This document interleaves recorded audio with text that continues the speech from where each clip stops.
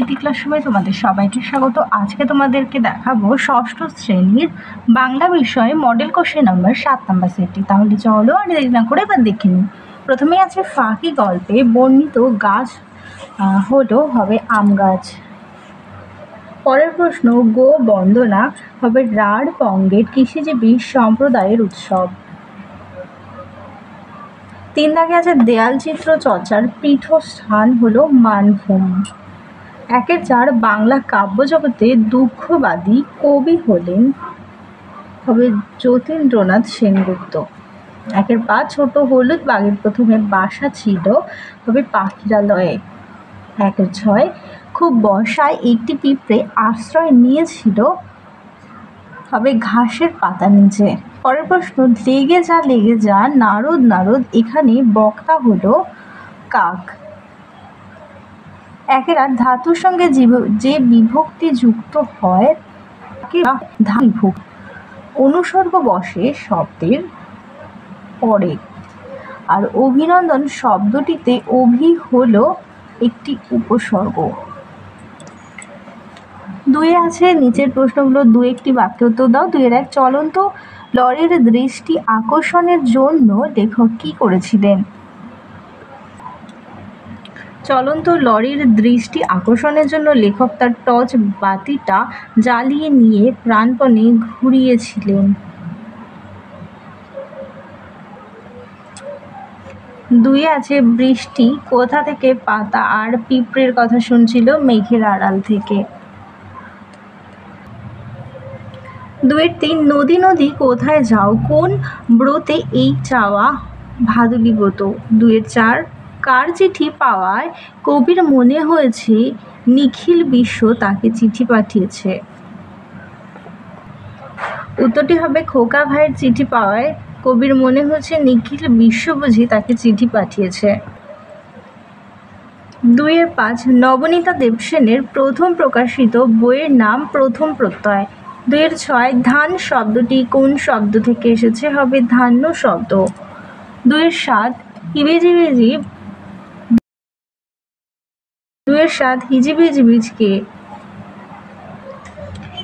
হিজিবিজ ছিল একটি জন্তু, মানুষ না বাদর পেঁচা না ভূত ঠিক তাকে দেখে বোঝা যাচ্ছিল না, খালি হাত পা ছুড়ে হাসছে আর বলছে এই গেল নারী পরিসর ফেটে গেল। পরের প্রশ্ন, কাকেশ্বর কুচকুচে কোথায় থাকে? 41 নং গেছো বাগান কাগয়াপটি। 2-9 শুনে আমার ভয়ানক হাসি পেয়ে গেল, কার হাসি পেল? হবে গল্পকথক সুকুমার সেন।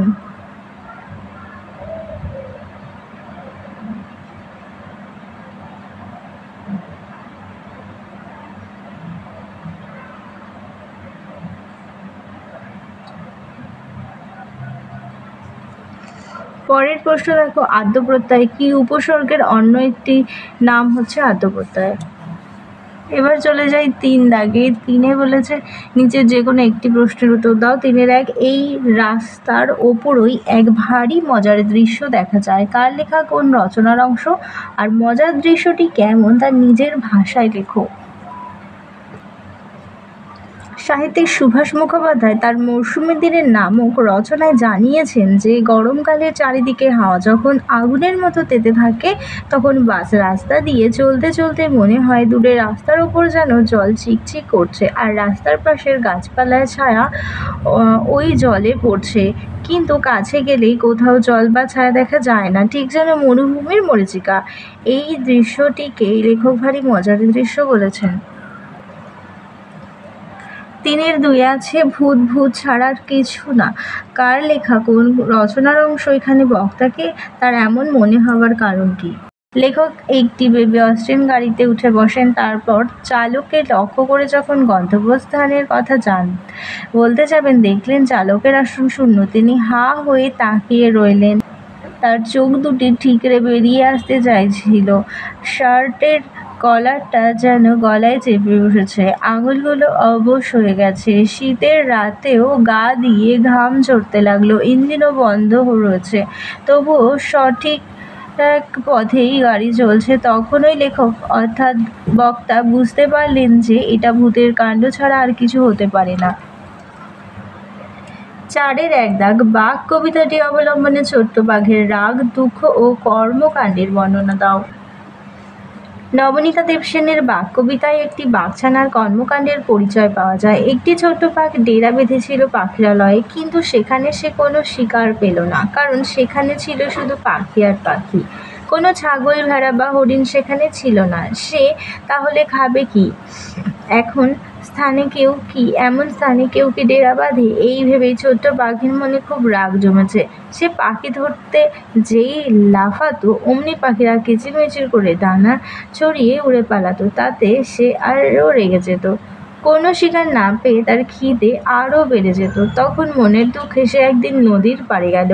সেখানে দেখতে পেল লাল ঠোকা কাঁকড়ারা হেঁটে বেড়াচ্ছে, কিন্তু সে কাঁকড়া ধরতে জানত না। তাই কাঁকড়া ধরার জন্য যেই না গর্তে থাবা ঢুকিয়েছে, অমনি থাবার চিমটি কেটেছে কাঁকড়া, আর বাঘছানা যন্ত্রণায় কেঁদে ওঠে।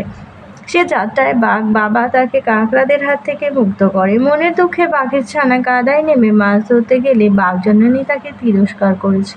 তাতেও ছানার কষ্ট হয়েছে। এইভাবেই আলোচ্য কবিতায় বাঘছানার রাগ, দুঃখ এবং কর্মকাণ্ডের পরিচয় পাওয়া গেছে। 2-এর 4। উদার আকাশে মুক্ত বাতাসে চিরকাল একই খেলা। উদার আকাশ বলতে কি বোঝো? চিরকাল একই খেলা কিভাবে চলে? উদার আকাশ বলতে সীমাহীন আকাশ আর নিচে অবস্থিত মুক্ত পৃথিবীকে বোঝানো হচ্ছে। প্রশ্নোত্তরটি কবি যতীন্দ্রনাথ সেনগুপ্তের রচিত হাট কবিতা থেকে নেওয়া হয়েছে। আলোচ্য অংশে গ্রামের হাটের কথা বলতে গিয়ে কবি জীবনের হাটের প্রসঙ্গকে তুলে ধরেছেন। গ্রামের হাট সারাদিন ক্রেতা বিক্রেতারা ভিড়ে মুখরিত হয়ে থাকে। দিনের শেষে কেউ লাভের মুখ দেখে, কেউ বা ক্ষতিগ্রস্ত হয়ে বিষণ্ণ হৃদয়ে বাড়ি ফিরে যায়। জীবনের হাটেও আমরা একই খেলা দেখতে পাই। কারো জীবন সুখ স্বাচ্ছন্দ্যে ভরে ওঠে, তারা মৃত্যুকালে আনন্দের সঙ্গে ইহলোক ত্যাগ করে। আবার কারো জীবন দুঃখ কষ্টে পরিপূর্ণ থাকে, মৃত্যুকালে তাদের লাভের ঝুলিটা শূন্যই থাকে। পৃথিবীতে চিরকালই এমন ঘটনা ঘটে আসছে। এই নিয়মকেই লঙ্ঘন করা কোনো মানুষের সাধ্য নয়। অনন্ত আকাশের নিচে সৃষ্ট ভবের হাটের মানুষের জীবন হয় সুখ দুঃখে পূর্ণ। বিধাতার বিধানে অনন্তকাল থেকেই এমন ঘটনা এইভাবেই ঘটে চলেছে। প্রশ্নোত্তরটির মাধ্যমে এই খেলার কথাই কবি বলতে চেয়েছেন। পরের প্রশ্ন দেখো 5-এর 1 দাগে। অনুসর্গ কাকে বলে? উদাহরণ দিয়ে লেখো। বিভক্তিযুক্ত পদের পরে বা বিভক্তির বদলে সম্পর্কযুক্ত পদটির পরে যে শব্দগুলো বসে অন্য পদের সঙ্গে সম্পর্ক তৈরি করে তাকে অনুসর্গ বলে। যেমন কাকলি রং তুলি দিয়ে ছবি আঁকছে, এই বাক্যটিতে দিয়ে একটি অনুসর্গ। 5-এর 2 প্রদত্ত উপসর্গগুলোর দিয়ে দুটি করে উপযুক্ত শব্দ গঠন করো। অনা হবে অনাহার, উপ হবে উপহার। তো দুটো করে বলেছিল, অনাহার অনাদার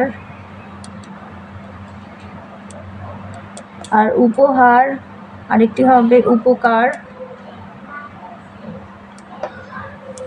এরপরে সমচালিত ভিন্নাত্মক শব্দ পার্থক্য দেখো। দ্বীপ দেখে নাও, ছিল দ্বীপ, দয় দীর্ঘিপদ দ্বীপ, আরেকটি হচ্ছে দয় বাই দীর্ঘিপদ দ্বীপ। এর সাথে আছে ঝড়ে, দেখো ঝড় দর্শনে ঝড়ে মানে তুফানে, আর ঝড়ে মানে হচ্ছে ঝরে যায় বা পড়ে যায়। এরপরে দেখো পদান্তর লেখো। ভৌগোলিক হবে ভূগোল, অলংকার হবে অলংকৃত,